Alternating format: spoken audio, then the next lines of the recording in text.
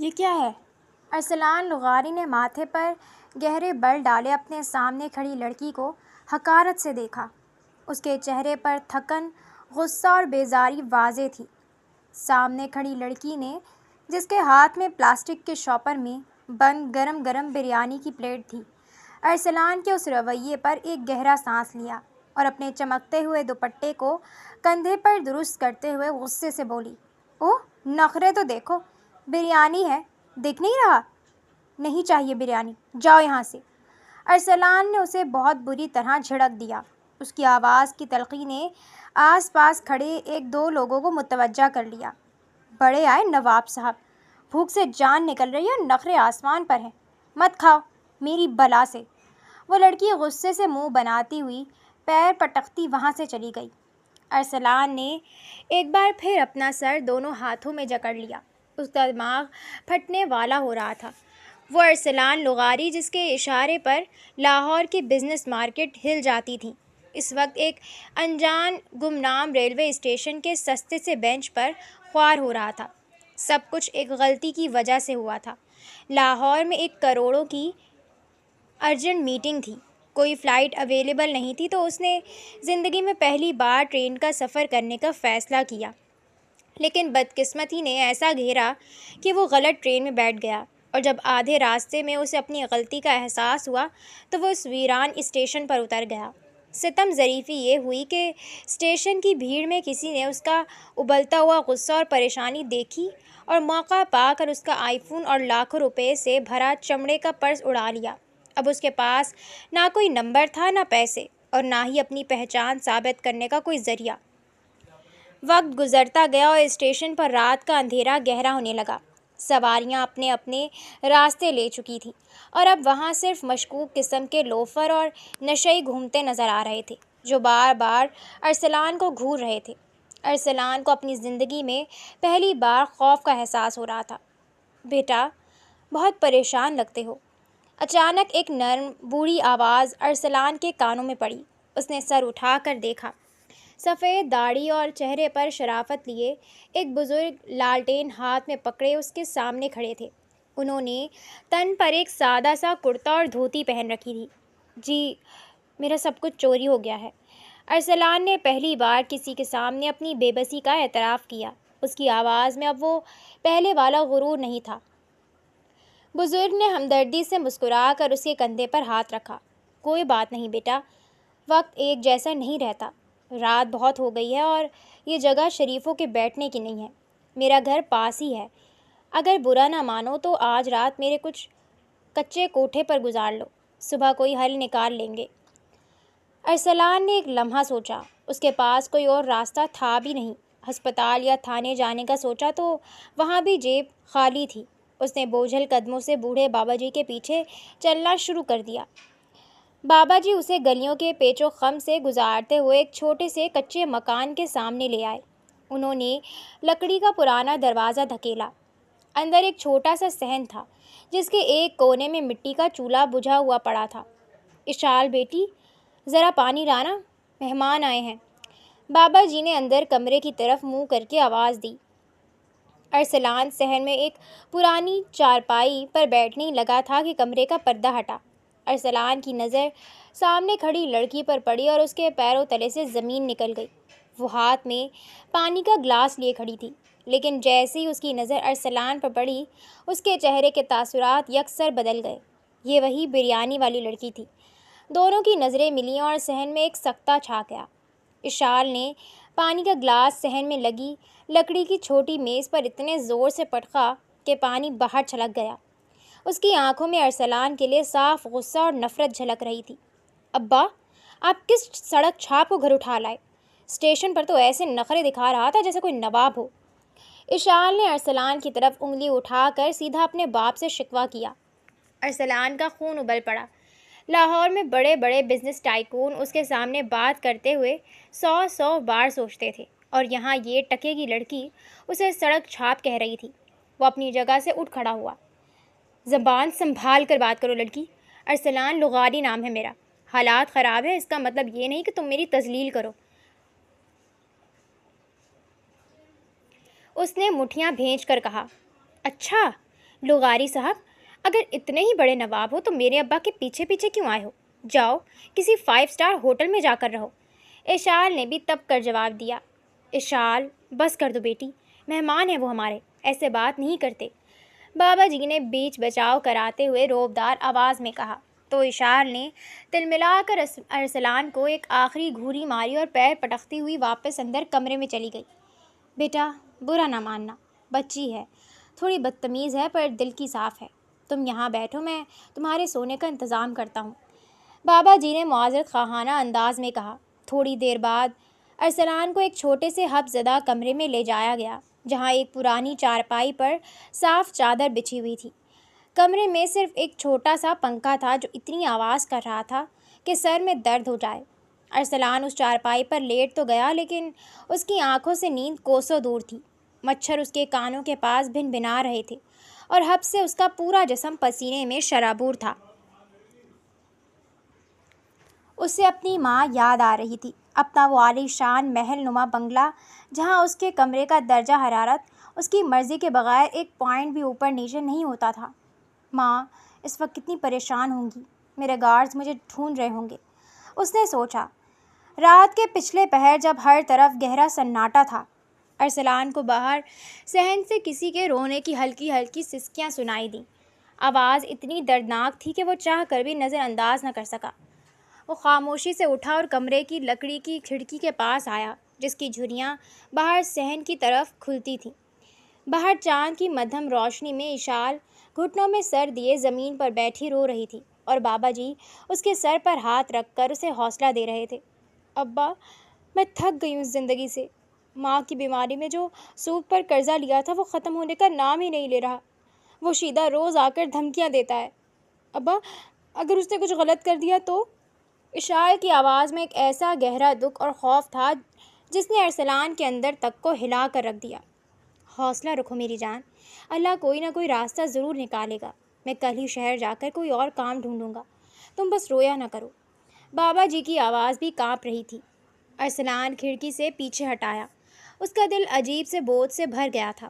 وہ لڑکی جو دن میں اتنی شیرنی بن رہی تھی، رات کے اندھیرے میں اتنی بے بس اور ٹوٹی ہوئی تھی۔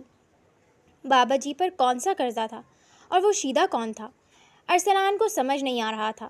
اشال چولہے کے پاس بیٹھی سوکھی روٹیاں سیک رہی تھی۔ دھوئیں کی وجہ سے اس کی آنکھیں سرخ ہو رہی تھیں اور رات کے رونے کے اثرات اب بھی اس کے چہرے پر واضح تھے۔ ارسلان کو دیکھتے ہی اس کے چہرے پر پھر سے وہی سختی آ گئی۔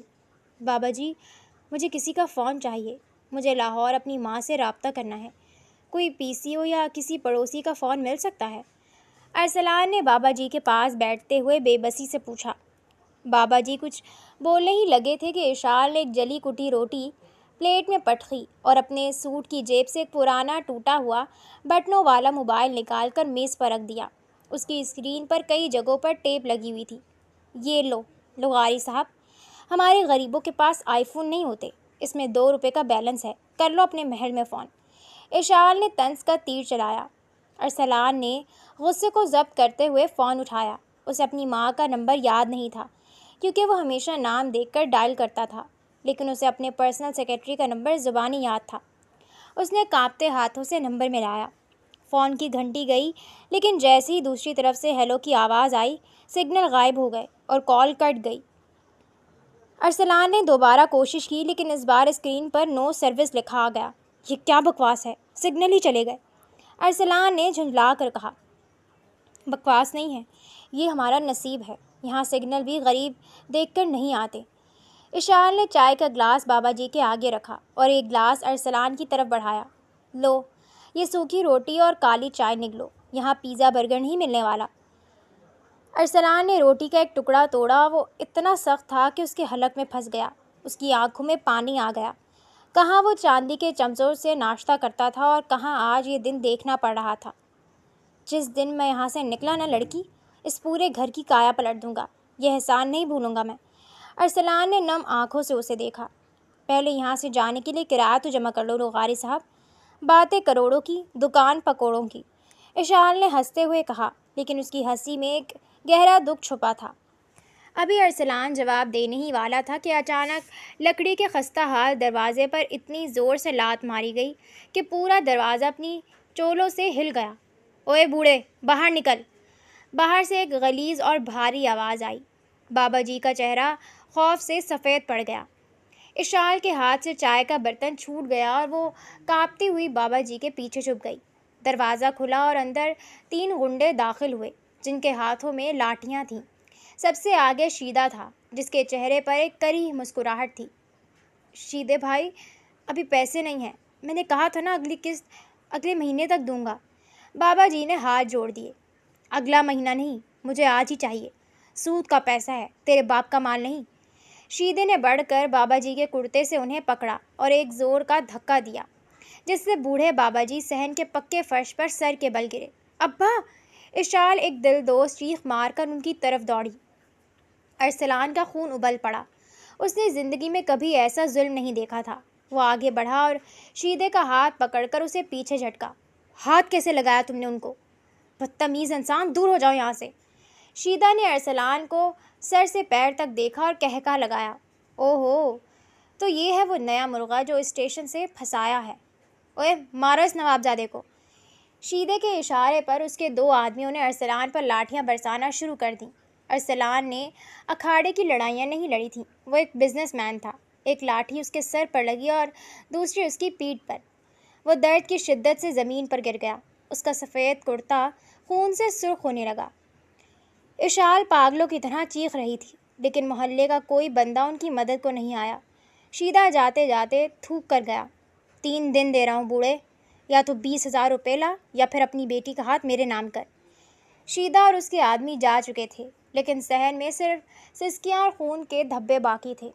بابا جی کسی طرح اٹھے اور انہوں نے رخصت ہوتی سانسوں کے ساتھ ارسلان کو دیکھا جو بے ہوش پڑا تھا۔ دوپہر کا وقت تھا۔ بابا جی کسی سے ادھار مانگ کر ارسلان کے لیے دوائی لینے باہر گئے تھے۔ کمرے کے اندر ارسلان چارپائی پر اوندھے منہ لیٹا ہوا تھا۔ اس کی پیٹھ پر نیل پڑے ہوئے تھے اور سر پر پٹی بندھی تھی۔ درد کی شدت سے وہ نیم بے ہوشی میں اپنی ماں کو پکار رہا تھا۔ ماں، مجھے یہاں سے لے جاؤ، بہت درد ہو رہا ہے۔ اس کے منہ سے ہلکی سی آواز نکلی۔ ایسے میں اشال کمرے میں داخل ہوئی۔ اس کے ہاتھ میں گرم پانی کا کٹورا اور ایک صاف کپڑا تھا۔ اس کے اپنے آنسو تھم نہیں رہے تھے۔ وہ ارسلان کے پاس بیٹھی اور اس کی پیٹھ سے چپکا ہوا خون آلود کپڑا آہستہ سے ہٹانے لگی۔ جیسے ہی گرم پانی کا کپڑا ارسلان کے زخم پر لگا، اس نے تڑپ کر اشال کا ہاتھ مضبوطی سے پکڑ لیا۔ اس کی سرخ درد سے بھری آنکھیں اشال کی آنکھوں سے ٹکرائیں۔ امیر زادوں کو درد بھی جلدی ہوتا ہے کیا؟ اشال نے اپنی لرزتی ہوئی آواز میں طنز کرنے کی کوشش کی۔ تمہیں کیا لگتا ہے اشال، میں جھوٹ بول رہا ہوں؟ میں سچ میں ارسلان لغاری ہوں۔ میں نے کبھی زندگی میں کسی کی لاٹھی نہیں کھائی، ارسلان نے ٹوٹتی ہوئی آواز میں کہا اور اس کا ہاتھ چھوڑ دیا۔ اشال نے خاموشی سے اس کے زخموں کو صاف کرنا شروع کیا۔ مجھے معاف کر دیں، ہماری وجہ سے آپ کی یہ حالت ہوئی۔ وہ رو پڑی۔ ہم غریبوں کی زندگی ایسی ہے لغاری صاحب۔ میری ماں تڑپ تڑپ کر مر گئی۔ اس کے علاج کے لیے ابا نے شیدے سے سود پر 70,000 لیے تھے۔ اب تک ہم 1,20,000 دے چکے ہیں، لیکن سود ہے کہ ختم ہی نہیں ہوتا۔ اب وہ کہتا ہے کہ پیسے نہیں تو میں اس سے شادی کر لوں۔ وہ گھٹنوں میں سر دے کر پھوٹ پھوٹ کر رو دی۔ رو مت اشال، میں ہوں نا، میرا ایک بار رابطہ ہو جائے، میں اس شیدے کو اس کی اوقات دکھا دوں گا۔ ارسلان نے اسے تسلی دینے کے لیے اپنا ہاتھ اس کے سر پر رکھنا چاہا لیکن پھر کچھ سوچ کر روک لیا۔ رات ہوئی تو بابا جی گھر لوٹے۔ ان کا چہرہ بالکل زرد تھا اور وہ بہت زیادہ ہانپ رہے تھے۔ انہوں نے ارسلان کو دوائی دی اور خود صحن میں جا کر لیٹ گئے۔ ارسلان کو گولی کی وجہ سے نیند آ گئی تھی۔ رات کے کسی پہر ارسلان کی آنکھ کھلی۔ اسے باہر صحن سے عجیب سی گھٹی گھٹی آوازیں آئیں جیسے کوئی سانس لینے کے لیے تڑپ رہا ہو۔ وہ درد کو بھول کر جلدی سے اٹھا اور باہر آیا۔ صحن میں بابا جی زمین پر پڑے ہوئے تھے۔ ان کا پورا جسم اکڑ رہا تھا اور ان کے منہ سے جھاگ اور خون نکل رہا تھا۔ بابا جی! ارسلان چیخا اور ان کی طرف لپکا۔ اشال بھی کمرے سے پاگلوں کی طرح باہر دوڑی۔ ابا! ابا آنکھیں کھولو! ابا مجھے چھوڑ کر مت جاؤ! وہ اپنے باپ کا سر گود میں رکھ کر بری طرح چیخنے لگی۔ بابا جی کچھ کہنا چاہتے تھے۔ اس ویران رات میں کوئی ہسپتال نہیں تھا، کوئی گاڑی نہیں تھی اور بوڑھے باپ کی زندگی کی کوئی ڈور ٹوٹ رہی تھی۔ ارسلان نے بابا جی کی نبض پر ہاتھ رکھا تو وہ بالکل خاموش ہو چکی تھی۔ اشال، بابا جی نہیں رہے۔ ارسلان کی آواز بھر آئی۔ اشال نے ارسلان کو دیکھا اور پھر ایک ایسی چیخ ماری جس نے رات کے سناٹے کو چیر کر رکھ دیا۔ دکھ کی انتہا ہو چکی تھی۔ وہ لڑکی اب اس دنیا میں بالکل اکیلی ہو گئی تھی۔ بابا جی کا کفن میلا ہونے سے پہلے ہی شیدا اپنی اوقات پر آ گیا۔ وہ اکیلی لڑکی کو دیکھ کر باز نہیں آیا، بلکہ اس نے ایسا گندا کھیل کھیلا کہ اشال کے پاؤں تلے سے زمین نکل گئی۔ اس نے محلے کی چودھری کو ساتھ ملا کر بابا جی کے دستخط والا ایک جعلی کاغذ دکھا دیا، جس پر لکھا تھا کہ اگر بابا جی ادھار نہ چکا سکے تو ان کا کچا گھر شیدا کا ہو جائے گا اور اکیلی اشال کو محلے سے نکال دیا جائے گا۔ دیکھ لے لڑکی، یا تو اس کچے کوٹھے سے نکل کر سڑک پر آ جا اور در در کی ٹھوکریں کھا، یا پھر عزت سے میرے ہاتھ تھام لے۔ میں تیرے باپ کا سارا قرض بھی معاف کر دوں گا اور یہ گھر بھی تیرا رہے گا۔ شیدے نے صحن میں کھڑے ہو کر زہر اگلنا شروع کیا۔ اشال اپنے باپ کے غم میں نڈھال مٹی پر بیٹھی تھی۔ اس کے پاس سر چھپانے کو کوئی چھت نہیں تھی اور نہ ہی کوئی سہارا۔ محلے کی عورتیں بھی اسے تانے دے رہی تھیں کہ اکیلی لڑکی کہاں جائے گی، چپ کر کے ہاں کر دے۔ ارسلان نے شیدے کے گریبان پر ہاتھ ڈالنا چاہا، لیکن اشال نے روتے ہوئے اسے روک دیا۔ بس کر دیں لغاری صاحب، آپ کتنا لڑیں گے؟ آپ کی اپنی جان کو خطرہ ہے۔ میری قسمت میں یہی لکھا تھا۔ اشال نے بے بسی سے سر جھکا لیا اور روتے ہوئے شیدے کے ساتھ رشتے کے لیے ہاں کر دی۔ ارسلان اندر سے ٹوٹ گیا۔ وہ کچھ نہیں کر پا رہا تھا۔ ایک کروڑ پتی بزنس مین ایک غنڈے کے سامنے بالکل اپاہج ہو چکا تھا۔ وہ پاگلوں کی طرح گلیوں میں دوڑا کہ کسی طرح لاہور فون کرے۔ اس نے ایک دکان پر جا کر فون اٹھایا، لیکن خوف، غصے اور صدمے کی وجہ سے اس کے دماغ نے کام کرنا چھوڑ دیا۔ اسے اپنے سیکرٹری کا وہ نمبر جو کل تک یاد تھا بالکل بھول گیا۔ وہ جتنا سوچتا اس کا دماغ اتنا ہی سن ہو جاتا۔ اسے اپنی ماں کا نمبر یاد تھا نہ دفتر کا۔ وہ فون کا ریسیور ہاتھ میں پکڑے سڑک پر بیٹھ کر رونے لگا۔ اس کی پہچان، اس کا پیسہ، سب کچھ اس سے روٹھ چکا تھا۔ آج اشال کی شیدے کے ساتھ زبردستی کی منگنی تھی۔ کچے صحن میں چند سستی کرسیاں لگی تھیں اور محلے کے چند تماشائی بیٹھے تھے۔ اشال اندر کمرے میں ایک پرانا اداس سا جوڑا پہنے مٹی کی مورت بنی بیٹھی تھی۔ اس کی آنکھوں سے آنسو تھمنے کا نام نہیں لے رہے تھے۔ ارسلان سے یہ سب دیکھا نہیں جا رہا تھا۔ منگنی کی رسم شروع ہونے سے چند منٹ پہلے اس نے شیدے کو گلی کے کونے میں اکیلے جاتے دیکھا۔ ارسلان غضب جواب دے گیا۔ وہ دوڑتا ہوا گیا اور شیدے کا راستہ روک لیا۔ شیدے، باز آ جا، وہ لڑکی تجھ سے نفرت کرتی ہے۔ میں ارسلان لغاری ہوں۔ جس دن میری یادداشت نے میرا ساتھ دیا میں تجھے زندہ دفن کر دوں گا۔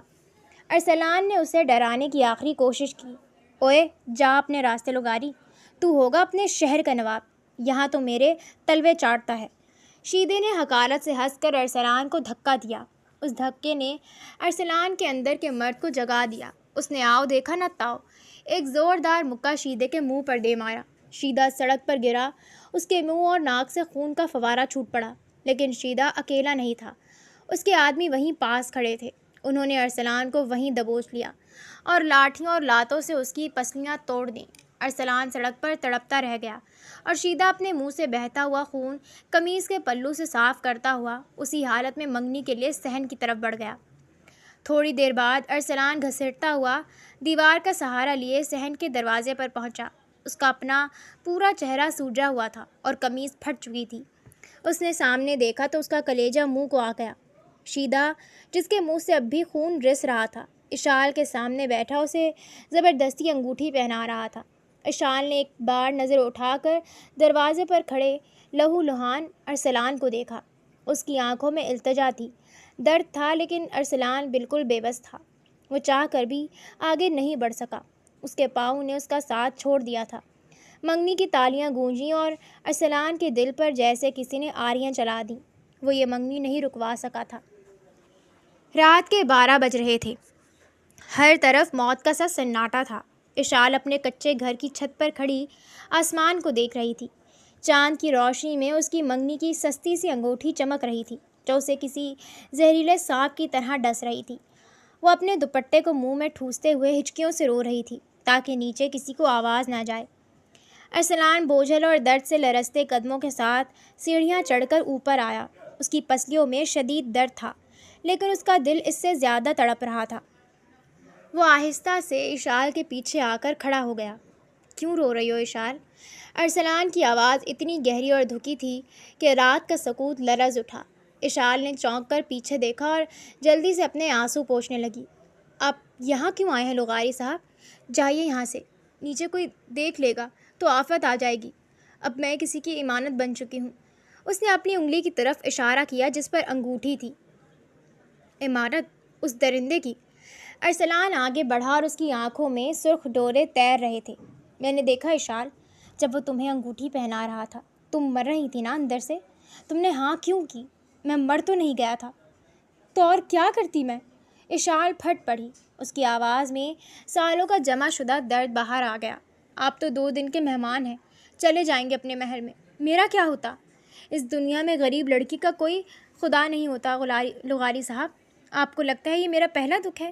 نہیں، میری تو پوری زندگی ایک ماتم ہے۔ وہ چھت کی منڈیر کا سہارا لے کر زمین پر بیٹھ گئی اور اپنے گھٹنے سینے سے لگا لیے۔ ارسلان بھی وہیں اس کے پاس مٹی پر بیٹھ گیا۔ آپ کو پتہ ہے میرا ماضی کیا ہے؟ اشال نے روتے ہوئے اپنی تلخ یادوں کا دفتر کھولا۔ جب میں 12 سال کی تھی تو ہماری ایک چھوٹی سی دکان تھی۔ ایک رات اس مارکیٹ کے چودھری کے بیٹوں نے ہمارے گھر پر حملہ کیا تھا کیونکہ ابا ان کے سامنے جھکتے نہیں تھے۔ انہوں نے میرے سامنے میرے جوان بھائی کو گولی ماری تھی۔ وہ تڑپ تڑپ کر میرے ہاتھوں میں مر گیا تھا۔ اس کے غم میں میری ماں کو دل کا دورہ پڑا۔ وہ بستر سے لگی تو لگی رہی۔ ابا نے اس کے علاج کے لیے سب کچھ بیچ دیا، پھر شیدے سے سود پر پیسے لیے۔ ماں تو بچی نہیں لیکن وہ قرضہ ہماری جان کا عذاب بن گیا۔ ارسلان خاموشی سے اس کی داستان غم سنتا رہا۔ اس کی اپنی آنکھوں سے آنسو بہہ کر اس کے زخموں پر گر رہے تھے۔ میں بچپن سے صرف خوف اور بھوک دیکھتی آئی ہوں ارسلان۔ اشال نے پہلی بار اس کا نام لیا تو ارسلان کا دل زور سے دھڑکا۔ مجھے کبھی کسی نے پیار نہیں کیا، کبھی کسی نے تحفظ نہیں دیا۔ جب آپ اسٹیشن پر ملے مجھے لگا آپ کوئی مغرور امیر زادے ہیں، لیکن اب جب آپ نے میرے ابا کے لیے شیدے سے مار کھائی تو میرے دل نے پہلی بار کہا کہ شاید کوئی ہے جو میرے لیے بھی کھڑا ہو سکتا ہے۔ لیکن قسمت دیکھو، میری وجہ سے آج آپ بھی لہو لہان ہیں۔ میں ایک منحوس لڑکی ہوں، جو میرے پاس آتا ہے وہ برباد ہو جاتا ہے۔ ارسلان نے تڑپ کر اس کا ہاتھ پکڑ لیا، وہی ہاتھ جس میں شیدے کی انگوٹھی تھی۔ ایسا مت کہو اشال، تم منحوس نہیں ہو۔ میں یہاں سے جاؤں گا، میں اپنا نمبر ڈھونڈوں گا، میں واپس آؤں گا اور اس شیدے کو مٹی میں ملا دوں گا۔ تم بس حوصلہ مت ہارنا۔ بہت دیر ہو چکی ہے ارسلان، بہت دیر ہو چکی ہے، اب کوئی معجزہ نہیں ہوگا۔ اشال نے روتے ہوئے اپنا ہاتھ اس کی گرفت سے چھڑانے کی کوشش کی، لیکن ارسلان نے اسے اور مضبوطی سے تھام لیا۔ اس کچی چھت پر 2 ٹوٹے ہوئے دل رات کے اندھیرے میں ایک دوسرے کے دکھ کا مرہم بن رہے تھے۔ ارسلان لغاری رات بھر صحن میں پڑی اس خستہ حال چارپائی پر کروٹیں بدلتا رہا، پسلیوں کا درد اور سر کی چوٹ ایک طرف، لیکن چھت پر اشال کے کہے ہوئے الفاظ اس کے دل پر آری کی طرح چل رہے تھے۔ اس نے پاگلوں کی طرح اپنا سر دونوں ہاتھوں میں جکڑ لیا اور انگلیاں بالوں میں پھنسا لیں۔ یا اللہ، کوئی ایک نمبر، صرف ایک نمبر یاد دلا دے۔ کیوں میرا دماغ اس طرح سن ہو گیا ہے؟ علی کا نمبر، اس کے آخر میں کیا تھا؟ 0300 آگے کیا تھا؟ وہ خود سے بڑبڑایا۔ اس کی پیشانی پر پسینے کے قطرے چمک رہے تھے، لیکن یادداشت کا وہ بند خانہ کھلنے کا نام نہیں لے رہا تھا جس میں اس کی پوری دنیا چھپی تھی۔ صبح کا سورج نکلا تو وہ امید کے بجائے مزید گہرا اندھیرا لے کر آیا۔ کچے مکان کے لکڑی کے خستہ دروازے پر اتنی زور سے لات ماری گئی کہ پورا صحن دہل اٹھا۔ شیدہ اپنے 2 گنڈوں اور محلے کے چودھری کے ساتھ اندر داخل ہوا۔ اس کے ہاتھ میں پان تھا اور چہرے پر وحشیانہ مسکراہٹ۔ اوئے لڑکی، باہر نکل! شیدہ نے صحن کے بیچ کھڑے ہو کر غلیظ آواز میں پکارا۔ ایشل سہمے ہوئے قدموں سے دوپٹے کو اپنے گرد لپیٹتی ہوئی کمرے سے باہر آئی۔ ارسلان بھی اپنی تکلیف کو پسے پشت ڈال کر چارپائی سے اٹھ کھڑا ہوا۔ یہ لو، مولوی صاحب سے بات ہو گئی ہے، اگلے جمعے کا نکاح پکا ہے۔ اب زیادہ دن اس کچے کوٹھے پر اکیلی رہ کر محلے کا ماحول خراب کرنے کی ضرورت نہیں ہے۔ شیدہ نے دانت نکال کر کہا۔ اگلے جمعے؟ شیدے بھائی، ابھی تو ابا کے انتقال کو 4 دن بھی نہیں ہوئے۔ خدا کا خوف کرو، میں مٹی میں مل جاؤں گی پر تم جیسے درندے سے نکاح نہیں کروں گی۔ اشال روتے ہوئے چلائی، اس کی آواز میں ویرانی تھی۔ چودھری نے آگے بڑھ کر اپنی روبدار لاٹھی زمین پر ماری۔ اوئے لڑکی، زبان سنبھال کر بات کر۔ شیدہ تیرا سارا قرضہ معاف کر رہا ہے، تجھے چھت دے رہا ہے، اور اگر زیادہ نخرے ہیں تو اب بھی اسی وقت اس گھر سے نکل جا۔ یہ گھر اب قانوناً شیدے کا ہے، تیرے باپ نے دستخط کر کے دیے تھے۔ ارسلان کے ضبط کا بندھن ٹوٹ گیا۔ وہ شیدے اور چودھری کے درمیان آ کھڑا ہوا۔ تم لوگ انسان ہو یا جانور؟ ایک یتیم لڑکی پر اتنا ظلم! میں کہہ رہا ہوں مجھے صرف ایک ہفتے کا وقت دو، میں تمہاری پائی سود سمیت چکا دوں گا۔ شیدہ نے ارسلان کو سر سے پیر تک حقارت سے دیکھا اور آگے بڑھ کر اس کے اسی زخم پر زور سے ہاتھ مارا جہاں کل لاٹھی لگی تھی۔ ارسلان کے منہ سے تکلیف کی شدید چیخ نکل گئی اور وہ گھٹنوں کے بل فرش پر آ گرا۔ اوئے نواب صاحب، تمہاری تو اپنی قمیض پھٹی ہوئی ہے، تم دو گے پیسے؟ چودھری صاحب، اس سڑک چھاپ کو آج ہی اس محلے سے نکالیں، یہ ہماری منگیتر پر ڈورے ڈال رہا ہے۔ شیدہ نے زہر اگلا۔ نہیں، خدا کے لیے اس کو کچھ مت کہنا۔ اشال نے ارسلان کے آگے ڈھال بنتے ہوئے شیدے کے سامنے ہاتھ جوڑ دیے۔ شیدے، میں تیار ہوں، میں کروں گی نکاح، جو تم کہو گے میں مانوں گی، بس اسے کچھ مت کہنا، اسے یہاں سے جانے دو۔ اشال، تم پاگل ہو گئی ہو، تم اس درندے کے سامنے ہار نہیں مان سکتی۔ میں ارسلان لغاری ہوں۔ ارسلان نے تڑپ کر فرش سے اٹھنے کی کوشش کی۔ تو کیا کروں لغاری صاحب؟ اشال نے چیخ کر ارسلان کو دیکھا۔ اس کی آنکھوں سے آنسوؤں کا سیلاب بہہ رہا تھا۔ آپ میری خاطر جان دے دیں گے؟ آپ کے پاس اس وقت کچھ نہیں ہے، آپ ایک فون نمبر تک یاد نہیں کر پا رہے۔ آپ کی ہمدردی مجھے اس جہنم سے نہیں نکال سکتی۔ آپ چلے جائیں یہاں سے، خدا کے لیے چلے جائیں اور مجھے میرے حال پر چھوڑ دیں۔ شیدہ زور سے ہنسا۔ سنا نواب صاحب، اب عزت اسی میں ہے کہ پتی گلی سے نکل لو، ورنہ اگلی بار ٹانگیں توڑ کر اسی اسٹیشن کے ریلوے ٹریک پر پھینک دوں گا۔ شیدہ اور چودھری کہکہے لگاتے ہوئے باہر نکل گئے۔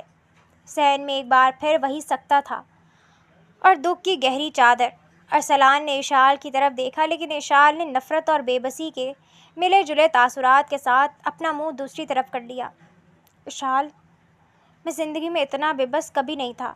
ارسلان کی آواز کانپ رہی تھی۔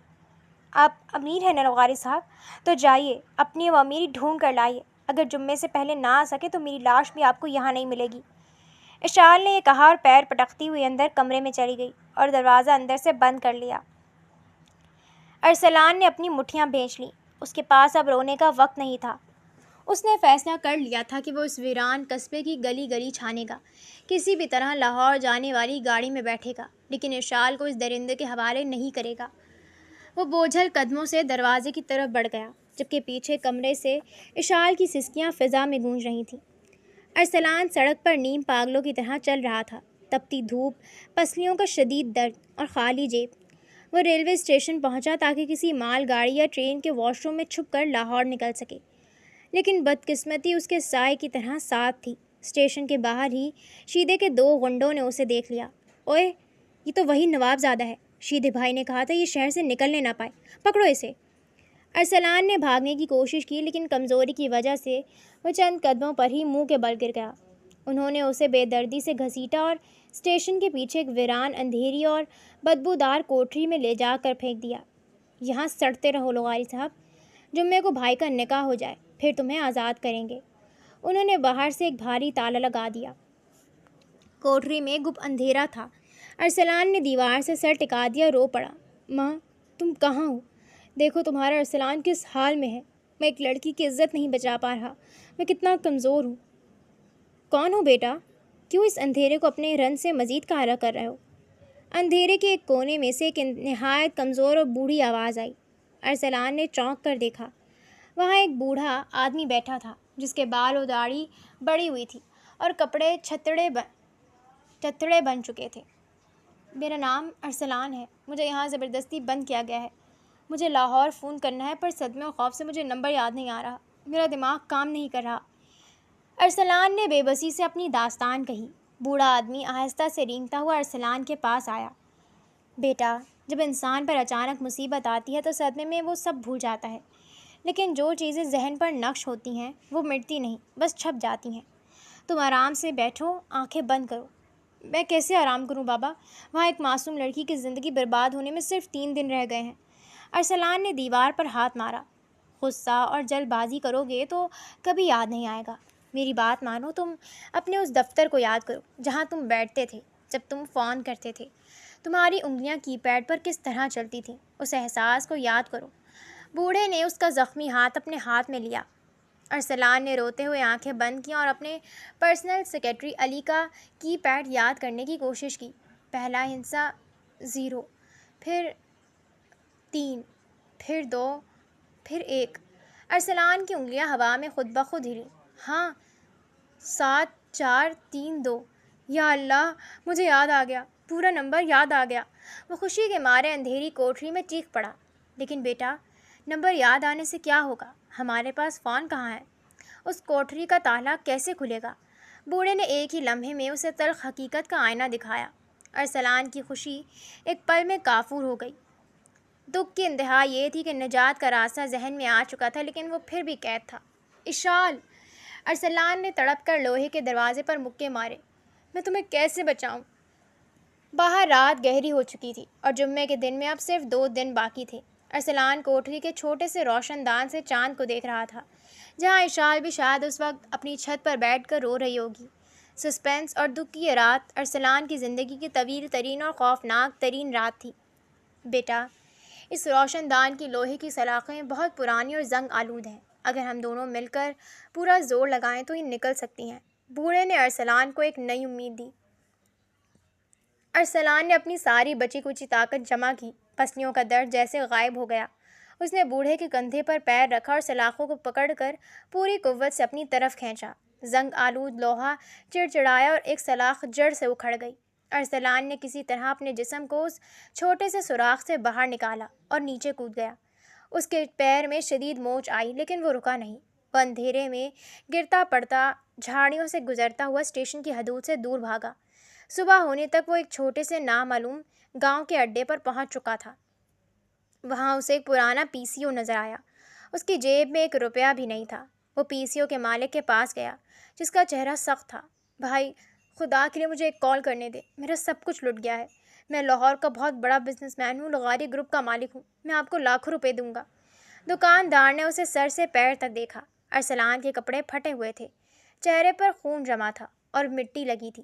چل بھاگ یہاں سے، بڑے آئے لاہور کے نواب، روز ایسے چرسی اور بھکاری آتے ہیں کہانیاں سنانے۔ میں بھکاری نہیں ہوں۔ ارسلان رو پڑا۔ وہ دکاندار کے سامنے گھٹنوں کے بل بیٹھ گیا۔ میری عزت کا سوال ہے، ایک معصوم لڑکی کی زندگی کا سوال ہے، خدا کے لیے مجھے صرف 1 منٹ دے دیں۔ ارسلان کی ہچکیاں دیکھ کر دکاندار کا دل پگھلا۔ اچھا یہ لو، صرف 1 منٹ، اگر جھوٹ بولا تو ابھی پولیس کے حوالے کر دوں گا۔ ارسلان نے کانپتے ہاتھوں سے ریسیور اٹھایا اور علی کا نمبر ڈائل کیا۔ گھنٹی گئی۔ دوسری طرف سے روبدار آواز آئی۔ ہیلو، علی لغاری لمیٹڈ سے۔ علی میں ارسلان ہوں، ارسلان لغاری۔ ارسلان پی سی او میں چیخا۔ کون؟ کیا بکواس ہے؟ ہمارے باس ارسلان صاحب 4 دن سے غائب ہیں، پولیس اور ایجنسیاں انہیں ڈھونڈ رہی ہیں۔ تم کون ہو ان کا نام لے کر مذاق کرنے والے؟ علی نے غصے سے کہا۔ علی، میں سچ کہہ رہا ہوں، میں کسی ویران قصبے میں ہوں، میرا فون پرس سب چوری ہو گیا ہے، شیدہ نامی گنڈے نے مجھے مارا ہے۔ علی میری بات سنو، میں تمہارا باس ہوں۔ ارسلان کی آواز کمزوری اور صدمے سے کانپ رہی تھی۔ دیکھو، مجھے بیوقوف مت بناؤ۔ ارسلان صاحب کی آواز ایسی نہیں ہے، تم کوئی دھوکے باز ہو جو تاوان مانگنا چاہتے ہو۔ میں پولیس کو تمہارا یہ نمبر دے رہا ہوں۔ علی نے غصے میں یہ کہہ کر فون کاٹ دیا۔ علی میری بات سنو۔ ہیلو۔ ارسلان نے ریسیور کو دیکھا، فون کٹ چکا تھا۔ دکھ اور صدمے کی انتہا ہو چکی تھی۔ ارسلان کا آخری سہارا بھی ٹوٹ گیا۔ وہ وہی فرش پر بیٹھ گیا اور اس کا سر گھومنے لگا۔ کیا ہوا؟ ہو گئی بات؟ چلو اب نکلو یہاں سے، میرا وقت خراب مت کرو۔ دکاندار نے ریسیور چھین لیا۔ بھائی، صرف ایک بار اور ملانے دیں۔ وہ میری آواز نہیں پہچان پا رہا، میرے گلے میں سوجن ہے اور میں رو رہا ہوں، خدا کے لیے۔ ارسلان نے دکاندار کے پیر پکڑ لیے۔ دکاندار نے جھنجھلا کر دوبارہ فون آگے کیا۔ ارسلان نے پھر نمبر ملایا۔ جیسے ہی علی نے فون اٹھایا، ارسلان نے بغیر وقت ضائع کیے کہا۔ علی، ہماری کمپنی کا پہلا پروجیکٹ الفا انٹرنیشنل تھا اور میری ماں مجھے بچپن میں جنو کہتی تھی۔ اب بتاؤ میں ارسلان ہوں یا نہیں؟ دوسری طرف گہرا سناٹا چھا گیا۔ پھر علی کی لرزتی ہوئی آواز آئی۔ سر آپ، خدا کے لیے بتائیں آپ کہاں ہیں؟ میڈم رو رو کر پاگل ہو گئی ہیں، پوری فورس آپ کو ڈھونڈ رہی ہے۔ ارسلان کی آنکھوں سے آنسوں کا سیلاب بہہ نکلا۔ علی، میرے پاس وقت نہیں ہے، جمعے کو ایک لڑکی کا زبردستی نکاح ہو رہا ہے، تم ابھی اسی وقت لاہور کے سب سے بڑے پولیس افسر اور میری پرسنل سیکیورٹی گارڈز کی ٹیم لے کر نکلو، میں تمہیں اس پی سی او کا ایڈریس لکھوا رہا ہوں۔ جمعے کا دن آ گیا۔ کچے مکان کے صحن کو سستی اور ہلکی لائٹوں سے سجایا گیا تھا، جو اشال کے لیے شادی کی نہیں بلکہ ماتم کی روشنیاں تھیں۔ ارسلان کسی طرح واپس اس قصبے میں پہنچ چکا تھا اور گلی کے ایک اندھیرے کونے میں چھپا ہوا تھا۔ اس کی نظریں بار بار گلی کے موڑ پر جا رہی تھیں جہاں علی اور پولیس کو آنا تھا، لیکن ابھی تک وہاں کوئی نہیں پہنچا تھا اور وقت ریت کی طرح ہاتھ سے نکل رہا تھا۔ کمرے کے اندر محلے کی عورتوں نے اشال کو ایک سستا سا سرخ عروسی جوڑا پہنا دیا تھا۔ وہ آئینے کے سامنے بیٹھی تھی، لیکن اس کا چہرہ کسی لاش کی طرح بے حس و حرکت تھا۔ اس کی آنکھوں کے آنسو اب سوکھ کر نشان بن چکے تھے۔ ارسلان نے چپکے سے کمرے کی اگبی کھڑکی کے پاس آ کر آہستہ سے آواز دی، اشال، اشال۔ اشال نے چونک کر کھڑکی کی طرف دیکھا۔ ارسلان کے لہو لہان چہرے کو دیکھ کر اس کے مرتے ہوئے دل میں ایک آخری لہر جاگی۔ وہ بھاگتی ہوئی کھڑکی کے پاس آئی۔ آپ ابھی تک یہیں ہیں؟ آپ گئے نہیں؟ میں نے کہا تھا نا چلے جائیں لغاری صاحب۔ اشال نے روتے ہوئے سرگوشی کی۔ میں کیسے چلا جاتا اشال؟ میں نے اپنے لوگوں کو فون کر دیا ہے، وہ آ رہے ہیں، پوری فورس آ رہی ہے۔ تم بس نکاح کے لیے ہاں مت کہنا، کسی طرح تھوڑا وقت نکال لو۔ ارسلان نے کھڑکی کی سلاخوں کے درمیان سے اس کا یک ٹھنڈا ہاتھ تھام لیا۔ بہت دیر ہو گئی ہے ارسلان۔ اشال نے تلخی سے ہنس کر اپنی قسمت پر ماتم کیا۔ مولوی صاحب آ چکے ہیں، شیدہ باہر صحن میں دوستوں کے ساتھ بیٹھا ہے، پولیس یہاں کے چودھری کی جیب میں ہوتی ہے، آپ کے لوگ لاہور سے یہاں تک پہنچنے میں بہت وقت لیں گے، تب تک میں لٹ چکی ہوں گی۔ نہیں اشال، میری بات پر یقین کرو، میں ارسلان لغاری ہوں، میں کسی کو اپنی زندگی اور محبت برباد نہیں کرنے دوں گا۔ تم نے کہا تھا نا کہ تم سے کبھی کسی نے پیار نہیں کیا، کسی نے تحفظ نہیں دیا، میں دوں گا تمہیں تحفظ، میں تمہارا مان بنوں گا۔ ارسلان کی آنکھوں سے محبت اور دکھ کا سمندر چھلک رہا تھا۔ اشال نے ارسلان کے چہرے کے زخموں کو دیکھا جو اس کی خاطر کھائے گئے تھے۔ آپ نے میرے لیے بہت کچھ کیا لغاری صاحب، اس غریب لڑکی کے دل میں آپ کی عزت ہمیشہ رہے گی، لیکن اب ہماری تقدیر الگ ہو چکی ہے، جائیے اس سے پہلے کہ شیدہ آپ کو دیکھ لے اور جان سے مار دے۔ باہر سے چودھری کی بھاری آواز گونجی، اوئے نکاح خواہ صاحب، شروع کریں، وقت نکلا جا رہا ہے۔ اشال کا ہاتھ ارسلان کی گرفت سے چھوٹ گیا۔ الوداع میرے نواب صاحب۔ اس نے روتے ہوئے کھڑکی کا پٹ بند کر دیا اور گہرا پردہ گرا دیا۔ اشال، نہیں، کھڑکی کھولو اشال۔ ارسلان نے کھڑکی پر سر ٹیک دیا۔ دکھ کی اس سے بڑی انتہا نہیں ہو سکتی تھی کہ وہ دنیا کا امیر ترین انسان ہو کر بھی اپنی آنکھوں کے سامنے سب کچھ ہار رہا تھا۔ صحن میں کہکہے گونج رہے تھے۔ شیدہ نئے کپڑے پہنے اپنے منہ پر لگی پٹی کے ساتھ چودھری کے پاس بیٹھا تھا۔ اس نے اپنی پستول نکال کر ہوا میں 2 فائر کیے۔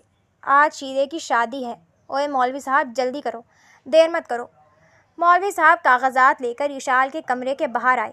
اشال بیٹی، ولدیت غلام محمد، کیا آپ کو یہ نکاح شیدہ ولد کرم داد کے ساتھ بدلے صلح 50,000 روپے حق کے مہر منظور ہے؟ کمرے کے اندر سے کوئی آواز نہیں آئی، صرف سسکیوں کی ہلکی سی آواز آ رہی تھی۔ بیٹی بولو، منظور ہے؟ مولوی نے دوبارہ پوچھا۔ باہر گلی میں ارسلان کا دماغ پاگل ہو رہا تھا۔ گلی اب بھی ویران تھی۔ گاڑیاں کہاں رہ گئیں؟ علی تم نے دیر کر دی، تم نے مجھے برباد کر دیا۔ ارسلان نے آسمان کی طرف دیکھ کر چلایا۔ اس نے ایک لمبا سانس لیا۔ اگر وہ آج نہ لڑا تو وہ زندگی بھر خود کو معاف نہیں کر پائے گا۔ اس نے زمین سے ایک بھاری لکڑی کا ڈنڈا اٹھایا اور اشال کے گھر کا دروازہ لات مار کر کھول دیا۔ روکو یہ نکاح! ارسلان کی گرجدار آواز صحن میں گونجی۔ سب چونک گئے۔ شیدہ اپنی کرسی سے اٹھ کھڑا ہوا۔ اوئے یہ سڑک چھاپ پھر آ گیا، اس کی جان نہیں نکلی ابھی تک، مارو اسے، اس بار یہ زندہ نہ بچے۔ شیدے کے تینوں غنڈے لاٹھیاں لے کر ارسلان پر ٹوٹ پڑے۔ ارسلان نے ڈنڈے سے ایک وار کیا لیکن وہ 3 تھے اور یہ اکیلا۔ ایک لاٹھی ارسلان کے کندھے پر لگی، دوسری اس کے گھٹنے پر۔ وہ زمین پر گرا لیکن اس بار اس نے شیدے کے غنڈے کی ٹانگ پکڑ کر اسے نیچے گرا دیا۔ وہ زخمی شیر کی طرح لڑ رہا تھا۔ مولوی صاحب نکاح پڑھائیے، اس کی پرواہ مت کریں، یہ پاگل ہے، چودھری نے غصے سے حکم دیا۔ بیٹی اشال، دوسری بار پوچھ رہا ہوں، کیا تمہیں یہ نکاح منظور ہے؟ مولوی کی آواز صحن کی لڑائی کے شور میں گونجی۔ کمرے کے اندر سے اشال نے کھڑکی کے چھوٹے سے سوراخ سے دیکھا کہ ارسلان سڑک پر لہو لہان ہو رہا ہے، اس کے منہ سے خون نکل رہا ہے، لیکن وہ پھر بھی ان غنڈوں سے صرف اس کے لیے لڑ رہا ہے۔ منظور! اشال کے حلق سے ایک گھٹی ہوئی مری ہوئی آواز نکلی۔ کیا کہا بیٹی؟ اونچا بولو، قانوناً سننا ضروری ہے۔ مولوی نے کہا۔ اوئے نواب کے بچے، یہ لے اپنا انجام۔ شیدے نے پستول تان کر ارسلان کے سر پر رکھ دی۔ بہت ہیرو بننے کا شوق تھا نا، اب جاؤ جہنم میں۔ ارسلان نے لہو لہان چہرے کے ساتھ اشال کے کمرے کی طرف دیکھا۔ اشال، مجھے معاف کرنا، میں ہار گیا۔ اس نے آنکھیں بند کر لیں۔ دکھ خوف اپنے عروج پر تھا۔ موت ارسلان کے سر پر کھڑی تھی اور اشال کا نکاح آخری ہندسے پر تھا، لیکن گولی شیدے کی پستول سے نہیں چلی تھی۔ صحن کا لکڑی کا دروازہ بارود کے دھماکے سے اڑ گیا اور اندر ایلیٹ فورس کے کمانڈوز کالی وردیوں اور جدید ترین رائفلوں کے ساتھ داخل ہوئے۔ ہاتھ اوپر! کوئی اپنی جگہ سے نہیں ہلے گا!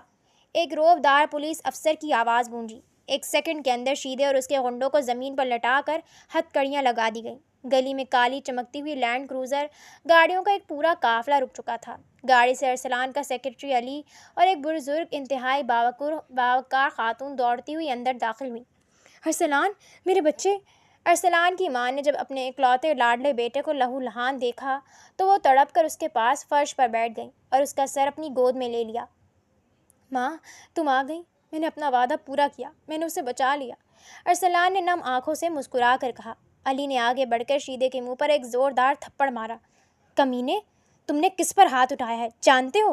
یہ ارسلان لغاری ہیں، لغاری گروپ آف انڈسٹریز کے مالک۔ تمہاری 7 نسلیں اب جیل میں سڑیں گی۔ شیدہ اور چودھری کا خون یہ سن کر خشک ہو گیا۔ ان کے وہم و گمان میں بھی نہیں تھا کہ جس لڑکے کو وہ سڑک چھاپ سمجھ کر مار رہے تھے وہ پاکستان کا سب سے بڑا بزنس ٹائکون تھا۔ چودھری نے گھٹنوں کے بل ہو کر معافی مانگنا شروع کر دی، لیکن پولیس نے انہیں بے دردی سے گھسیٹ کر گاڑیوں میں ڈال دیا۔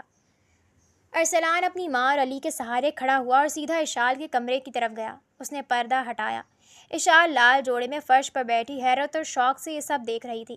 ارسلان اس کے سامنے جھکا۔ اس نے اشال کا وہ ہاتھ پکڑ لیا جس میں شیدے کی سستی تانبے کی انگوٹھی تھی۔ اس نے وہ انگوٹھی نکال کر صحن کے مٹی کے چولہے میں پھینک دی اور اپنے کوٹ کی جیب سے ہیرے کی ایک خوبصورت اور نایاب انگوٹھی نکال کر اس کی انگلی میں پہنا دی۔ میں نے کہا تھا نا اشال، باتیں کروڑوں کی نہیں، میں سچ میں ارسلان لغاری ہوں۔ تمہاری زندگی کا کوئی ماتم نہیں ہوگا، اب تم محفوظ ہو، یہ میرا تم سے وعدہ ہے۔ ارسلان کی آواز میں اب وہی پرانا لغاری والا رعب اور بے پناہ محبت تھی۔ اشال نے روتے ہوئے اپنا سر ارسلان کے مضبوط سینے سے ٹکا دیا۔ اس کا خوف، اس کا دکھ، اس کا اکیلا پن ہمیشہ کے لیے ختم ہو چکا تھا۔ 2 دن بعد لاہور کے سب سے پروقار اور عالی شان لغاری ہاؤس کو سفید پھولوں سے دلہن کی طرح سجایا گیا۔ منڈپ کے نیچے اشال اور ارسلان کے نکاح پورے وقار اور محبت کے ساتھ ہوا۔ جب نکاح خواہ نے پوچھا، اشال بیٹی کیا آپ کو ارسلان لغاری سے نکاح منظور ہے؟ تو اشال نے ارسلان کی چمکتی ہوئی محبت سے لبریز آنکھوں میں دیکھ کر مسکرا کر کہا، منظور ہے۔ غریب قصبے کی وہ دکھی اور بے بس لڑکی اب لغاری خان کی ملکہ بن چکی تھی، جہاں دکھ کا دور دور تک کوئی نام و نشان نہیں تھا۔ اسی دوران ارسلان کو اپنی قید کے وہ تاریک لمحات یاد آئے۔ اس نے فوراً علی کو حکم دیا کہ وہ پولیس کی ایک ٹیم لے کر اس ریلوے اسٹیشن کے اندھیری کوٹری میں جائے اور اس بوڑھے بابا کو بحفاظت لاہور لے کر آئے۔ اگلے ہی دن جب وہ کمزور بزرگ لغاری ہاؤس پہنچے تو ارسلان اور اشال نے خود آگے بڑھ کر ان کا استقبال کیا۔ بابا جی، اگر اس رات آپ مجھے حوصلہ نہ دیتے اور وہ سلاخ اکھاڑنے کا راستہ نہ بناتے تو آج میں اور اشال کبھی ایک نہ ہو پاتے۔ ارسلان